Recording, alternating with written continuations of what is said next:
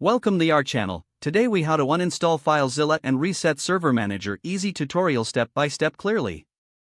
To uninstall FileZilla, first, close the application if it is currently running. Open the control panel on your computer.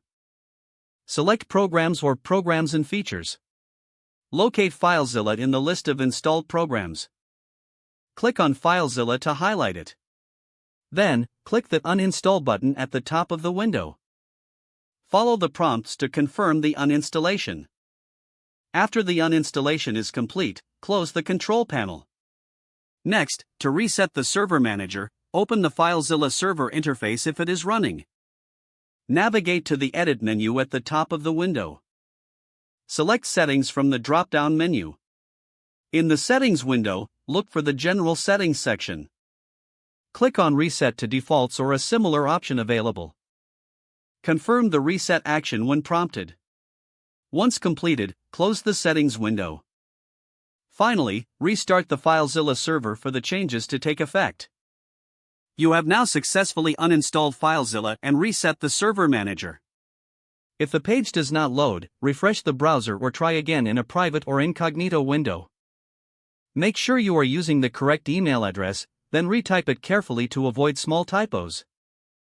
If your password is not accepted, use the reset option and create a new strong password you can remember. Check your spam folder for verification or security emails, then complete any requested confirmation steps. Enable two-factor authentication if available to improve account security and reduce unauthorized access risk.